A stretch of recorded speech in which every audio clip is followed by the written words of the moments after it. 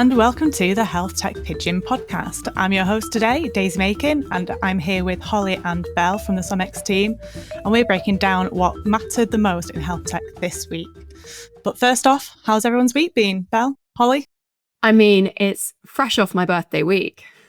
Newly 34 and thriving. No, we're good. A triple celebration in my household because it's my birthday, my boyfriend's, and today marks 4 years of my anniversary of having my cat. So the Holy Trinity, some may say. Officially Leo season. Oh, and we are cat fans, me and you, Belle. So I love to hear it. It was also my cat's gotcha day last week. So cat celebrations all round. How's your week been, Holly? Unfortunately, I sit on the other side of the fence when it comes to cats. But yeah, it's been a great week. We had our team day on Tuesday, which was gorgeous. Lovely to see everyone as usual, and obviously celebrate wins across the team and obviously Belle's birthday too. Yeah. Good to know I'm making it all about me. Wonderful. Well, that's, I think it's not been a bad week for everyone if that's our update. So let's dive right in.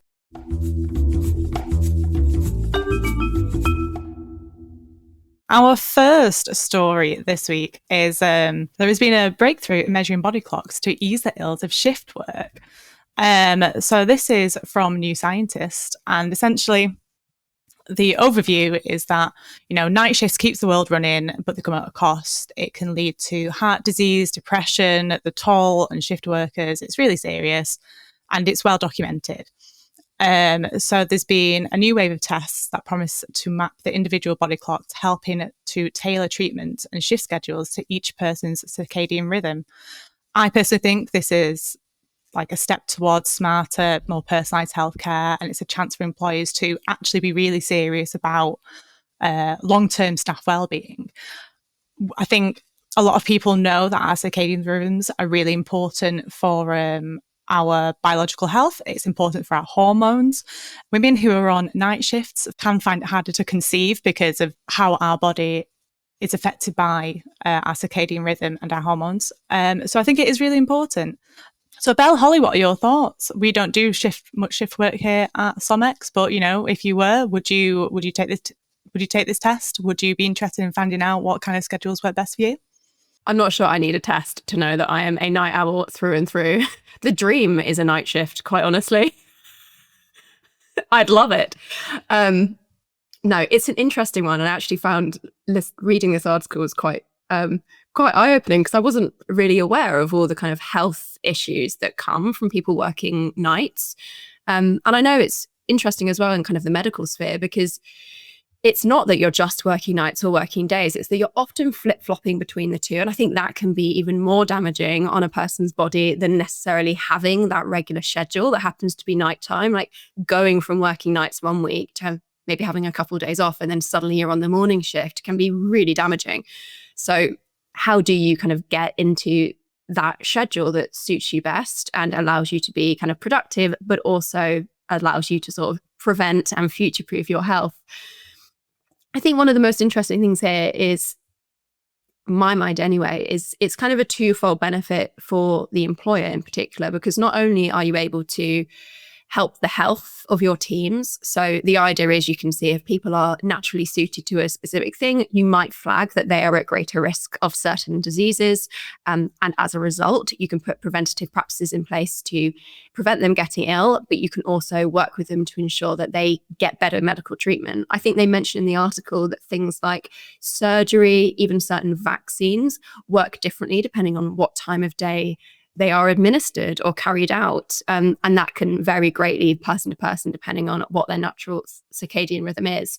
But I mean, the other big win from an employer point of view, and this veers away from the world of health tech maybe, is the fact that you can work with your employees to work out who is best suited to the night shift. If you know someone's circadian rhythm is naturally that way anyway, then you can work with it rather than sort of pushing against it when you've got someone who's sort of hardwired to get up early. I don't know if your Instagram looks anything like mine, but I'm constantly being advertised an app telling me where it's like, my dream bedtime is 2:11 a.m. I think it's called Rise, shout out.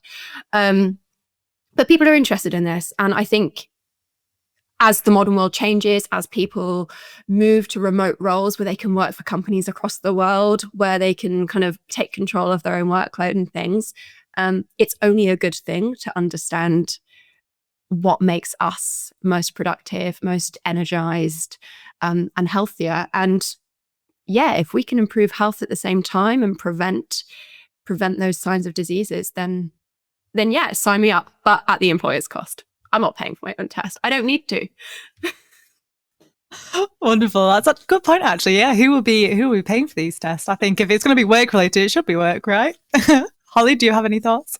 Yeah, I think from my perspective, I mean, it's only a good thing. I mean, a lot of my friends, do sort of the night shifts, the kind of variable hours, as you said, Belle, going from day to night. And I sort of think, like, God, I don't know if I could cope with that. But I think, as you said, there definitely are some people that are better suited to it than others. But I don't think, many people are aware of the health implications and just how, like, devastating these sort of routines can be on the body. So I think, yeah, particularly as we move to sort of this, idea of people taking more and better control of their health and employees really advocating for that, I think these sorts of initiatives are only a good thing.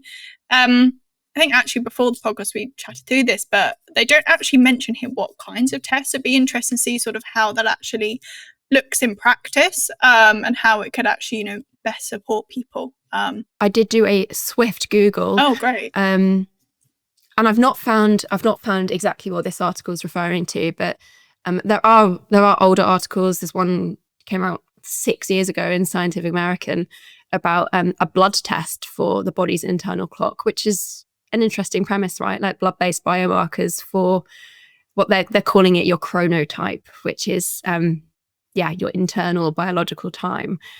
Yeah, it's fascinating. Many years ago, I worked for a company, and every Friday we take in turns to present something, and it could be about your work or it could be about things you're interested in.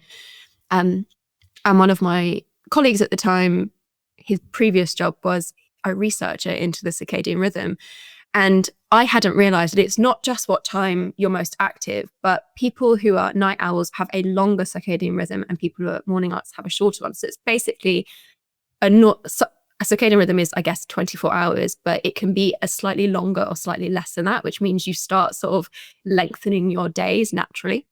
So it's kind of fascinating that can be measured in blood tests. But yeah, I'd be interested just to see if there are any other ways that they're doing this now.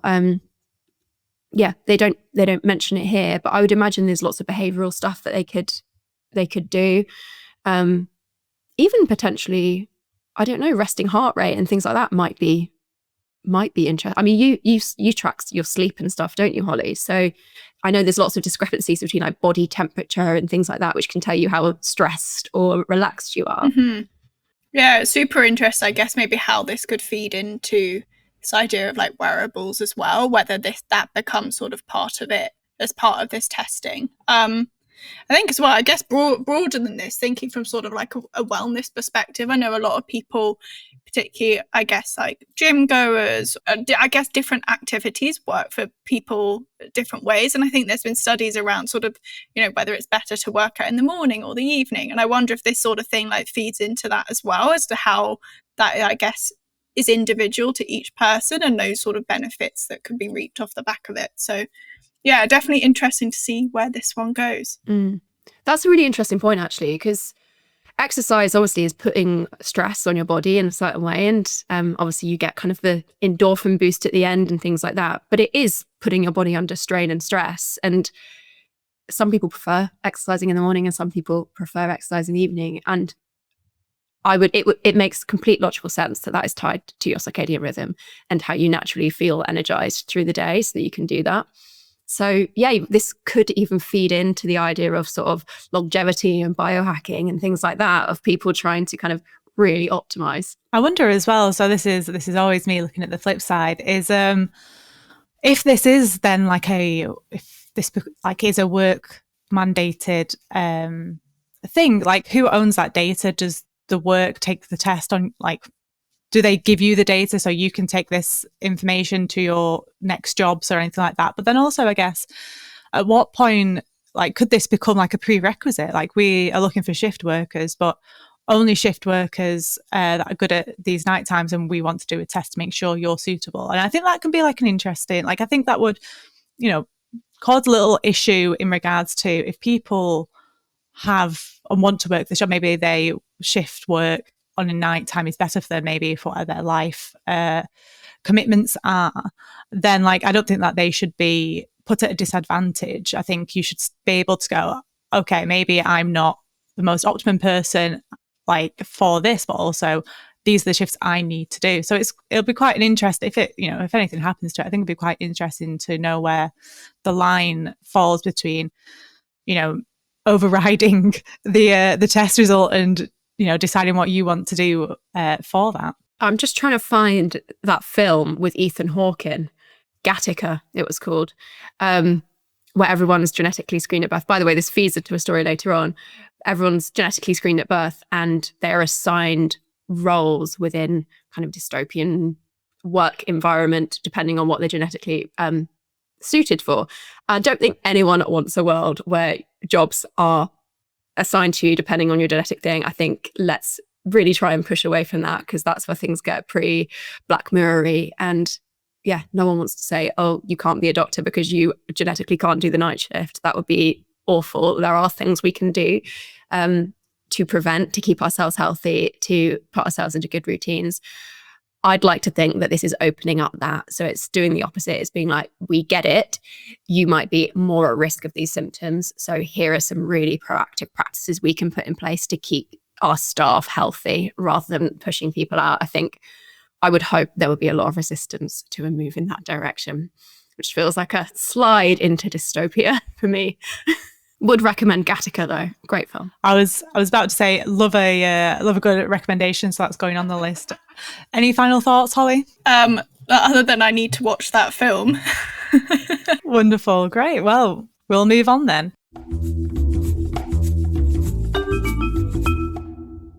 Almost kind of in the same vein, this is a story featured in Forbes about why VC-backed longevity startups are dying in a $5 trillion wellness market. That's a big number, isn't it? Anyway, so, you know, the longevity boom is looking a little less eternal, according to this article, despite billions in VC funding. In the wellness market, startups are folding. Like, why? Health and prevention are moving slowly, and that doesn't play well with growth hungry investors. Many of these companies lack clinical depth. They can't keep customers coming back and haven't earned real trust. And with failures mounting and regulators watching more closely, longevity needs more rigor and fewer shortcuts. And I guess that kind of comes around to, you know, when we're talking about longevity and wellness, like, how do we know these startups are working? Like, we won't know until people actually start living longer. How are we measuring longevity?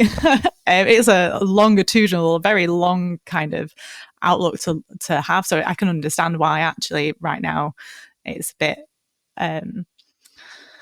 it feels quite optimistic, and maybe that optimistic is weaning a little bit. What kind of proof would you, Belle, Holly, would you need to keep paying for some kind of wellness or longevity subscription or app, or what would you be looking for to keep giving your money to a company promoting wellness and longevity? Yeah, it's a really interesting one, I think. I think there's lots of things that come at play here. There's the difference between healthcare, health tech, and wellness, and that's a spectrum. And wellness often it can fall at the softer end, but it can not as well. And I think especially as we move towards more preventative healthcare, quote unquote, wellness apps have a larger role to play in what we consider how we approach health. Now, as you so rightly said, Daisy, the tricky thing here is, how do you evidence and show that impact when you're trying to prevent? Now, that might take decades to show. If you're trying to say that we're trying to reduce the prevalence of heart disease amongst a certain population, you're not going to know until maybe 10 years down the line whether that's actually happened. And when you contrast that with the way investment works, where you're often trying to show commercial impact on quite short timeframes, maybe you've got a couple of years into your next funding round and you've got to show that you've provided value, you've provided clinical impact in that time. How does one do it? They're big questions, which I'm not sure we're necessarily best equipped to answer, but I think they're really important ones. We've seen the NHS 10-year plan putting a big focus on prevention. That's certainly not just a UK phenomenon. We are talking about prevention on the global scale now. How do we pivot the way we approach healthcare to stop people getting sick so that we're not having to, come in at late stages and when, outcomes are potentially lower. So prevention makes sense in a logical way, but yeah, it ties into funding and deadlines and timeframes and how investors wish to view impact. It also ties into kind of regulation, as you said, like how does this work in a clinical setting? Again, it can be quite easy to sell in a reactive therapy, a reactive application, whatever that might be, because you can say, if you use X, more people will get better, or these people will get better faster. We can show the evidence of that. That's what clinical trials are for. We can very easily evidence that within really strong, regimented and trusted frameworks that both clinicians and investors believe in. I think that's the key thing here. You need both clinicians and investors to get behind this as well. I think they mentioned in the article some of the ways in which we are seeing good things in the longevity and wellness market. So, I mean, they talk a lot about companies that have failed for whatever reason. And I'd encourage you to read the article. It's a long one. They talk about what's actually working in longevity, and they specifically call out clinician-led aging practices, hospital system-backed longevity centers. So again, we're talking about when the clinical environment is backing this, when these applications, these therapies are being done with clinicians, hospitals and healthcare systems front and center. So then you can start to feel an impact maybe a little bit earlier on, because the clinicians that you're working with can say, we're feeling that the tide is changing, even if you don't necessarily have those kind of long-term health outcome reports yet. They also notice that there are some more specific longevity-focused funds and incubators. So that's an interesting one, because if they're specifically focused on that, then they're going to have different metrics for what they measure when they're looking into who they want to invest in and who they want to reinvest in, crucially. And then the fourth one, which probably isn't a surprise to come up in an article and in an episode of Pigeon, is integrating GLP-1s with primary care.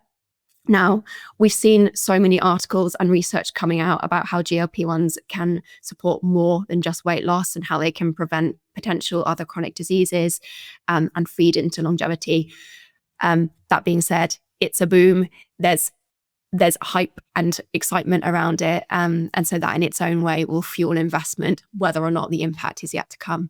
I think, yeah, it's definitely an interesting one. I think from my perspective, Belle, just hearing you talk there about kind of the clinician-led piece, it very much comes back to like this idea of trust and kind of where people are kind of taking advice from. And I think particularly with sort of the more like clinically led advice, I guess, this longevity piece is sort of, from my perspective, woven into kind of the day-to-day healthcare in a sense that, there's advice on maybe nutrition or exercise or things like that. But where this article is coming from, like we're seeing those sort of longevity hubs pop up that are offering that more kind of consumer focused offering that typically is quite expensive. I guess the offering is larger in a sense that we're seeing, full body scans and, different, full blood testing, different things like that, where actually through kind of traditional healthcare systems, you wouldn't necessarily have that unless something was wrong. So obviously that ties into the prevention piece. But I think for me, it's very much targeting sort of the worried well, and those who can afford sort of this, very expensive regular testing to sort of see how that plays out over time. I think that's an interesting point around kind of full body scans and expense and things like that, because it targets different people. So, and for different ends. So Lots of people want to kind of do biohacking. They want to get their body as optimized as possible. But at its core, longevity is about living more years in better health. It's not about necessarily living longer. It's about trying to prevent the diseases, or kind of, the physical health you've got that might make your later years harder. And that shouldn't necessarily come at an expense. Like you say, there's quite robust advice and things you can do to prevent those declines in health and get yourself feeling better. But whilst those things are expensive, they are going to be more interesting to investors because you can show that commercial impact early on as well. So it's always a bit funny when you're talking about, investing in solutions that are going to improve population health, make people feel better, because at its core, they need to make money for people to actually want to invest in them. That is what an investor's job is. It's to make money off their investments. Let us not forget that is ultimately the aim. So whether you're a longevity-focused fund, you're a health-focused fund, or you are a generalist fund, you're putting money into businesses to make more money back. And if you can have better clinical outcomes in the process, that's great. It's a win-win. But that can never be the only answer. It needs to show commercial impact. So it's a funny one. Because unless these things get taken up by healthcare systems and things like that, where more people do have access to them at lower costs and things like that, which is certainly an option, but we know how difficult it can be to get things into the NHS and stuff like that. These kind of private, expensive solutions will continue to be a thing. And I think it's good that they're an option. I think people should be able to access these things if they want to. But it does make the longevity market feel very skewered because it's kind of optimizing for that because we don't have the clinical impact yet. So it's almost in many ways pushing more towards that commercial side because we can evidence that early on, whereas we've got to wait a bit longer for the health outcomes. It's a 5 trillion wellness market right now. And I do wonder if this is maybe the peak of the wellness market. And I know everything always seems to come, or at least with me, everything with my thoughts tends to be like a pre-COVID, post-COVID situation. But I remember in COVID, like when we were all at home and everyone was so worried about their health and their well-being and what this long, protracted experience of being inside our house can do to us. I think lots of people then start to take notice of like what our mental health is and how important it is. So I wonder if we might start seeing the pendulum swing the other way now. And maybe this is like the first sign that, if lots of startups are folding and that maybe, we've hit a massive peak and now we need to wait for the data to come in and the companies that are much more they have their foundations and they got in early will have more data behind them. And maybe that's where the startups are struggling, is because, there's not as much data and, there's lots of solid competitors in the market. I think you're right, actually, that there was a big kind of flurry of these post-COVID because people were sort of, really interested in the health. And now is sort of a natural time. It's 5 years later since the beginning of COVID. Insane. But it's a natural time. You're reaching milestones or not reaching milestones. It's the point where you start to, you're looking forward to next rounds. You're trying to think of the next stage of a business. So maybe it is almost sort of a coincidence of timing that these things are happening at the same time as well.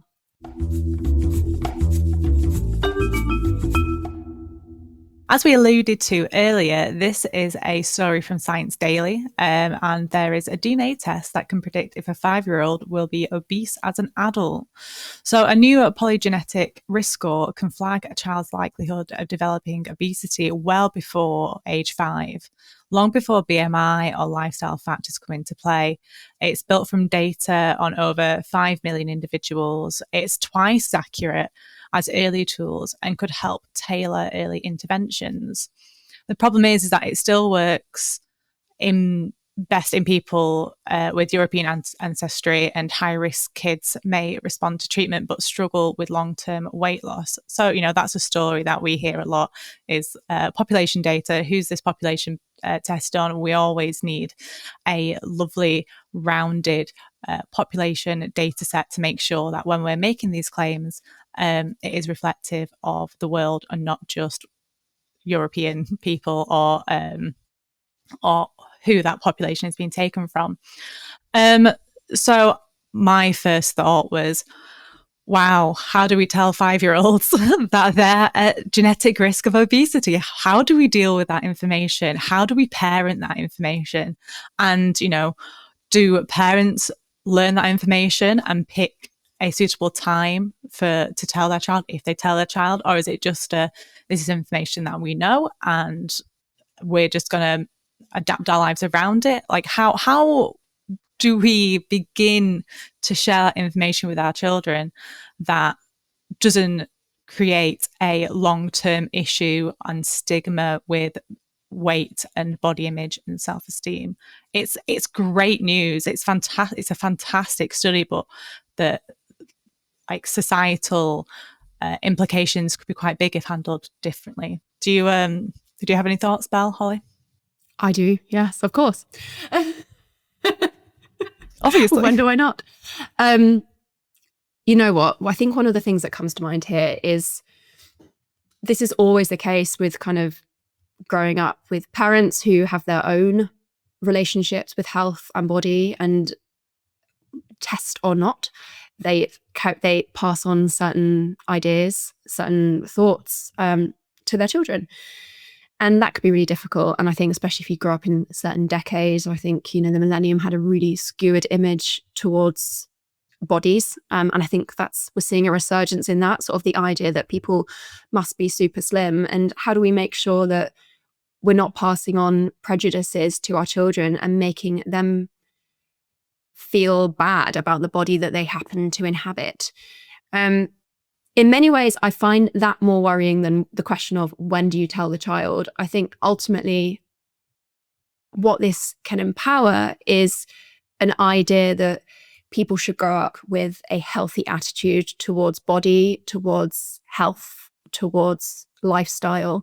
And I'd hope that would hit people regardless of their polygenic score or regardless of anything else. Now, we know there's huge discrepancies in people's access to that information and how they feel about it, not least due to kind of how impoverished the area they grow up in is, like what their access is to outside space. There's lots of different things that can affect that.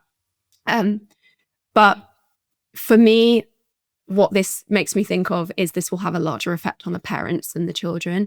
And that's what I'd worry about, is that an adult who's got a very different relationship to a body than a child who's born into the world and looks at everything quite positively, you'd hope. And we see this often with any prejudices. Children don't tend to have them when they're young. It's something they grow into. And that happens with body and self-image as well. It tends to happen at the point where children start pointing out each other's flaws and then they start to internalize that.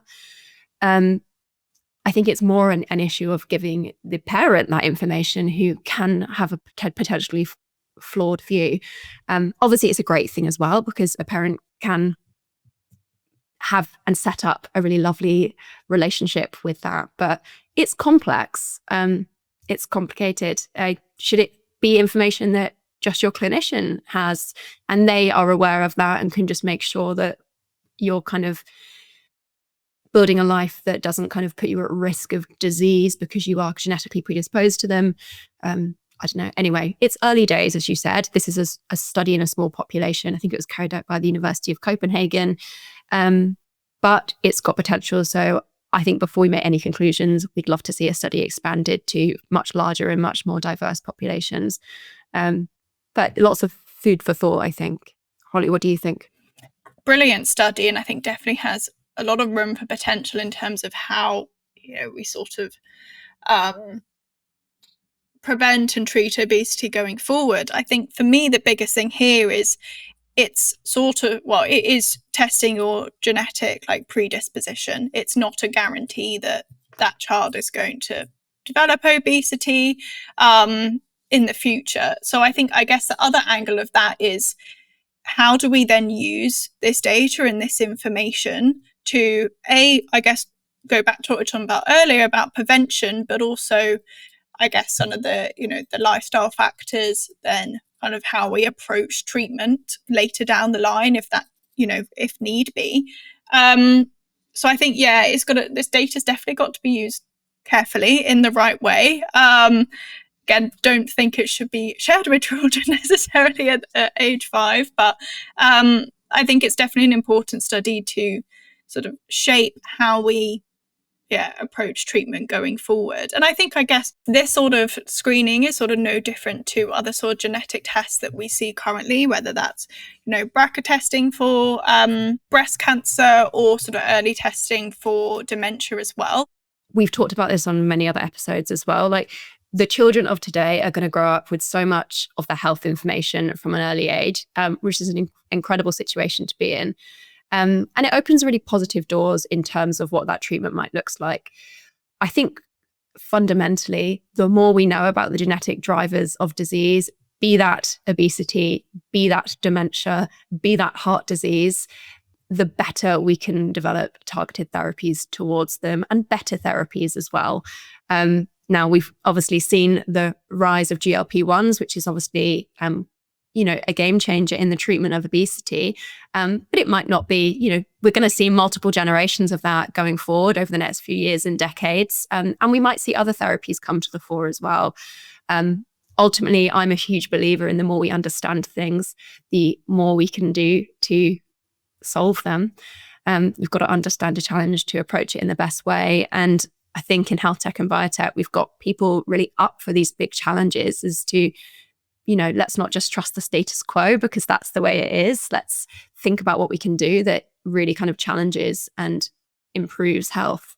So I think, to end on a positive note, I think it's exciting to have these tests which kind of have any sort of genetic link, because that genetic component can be such a huge driver of novel treatment development. And I'd love to sort of see where that outputs. But also, again, just to draw your attention to the end of the article, and Holly mentioned this as well, because I think it's kind of the clear piece. Their headline is "Genetics is not destiny." At the end of the day, we can screen for these things. We can make links between the ideas of this drive, X drives Y, and that might mean that we can develop something to treat it by targeting X. But people shouldn't feel that they are wedded to a life where that is their outcome. At the end of the day, it helps. It's great from a scientific point of view, but I wouldn't want people to kind of get caught up in that. Treat your health as a cohesive piece. And I think that links all the stories today in many ways. Like, they're all to do with longevity, to do with prevention.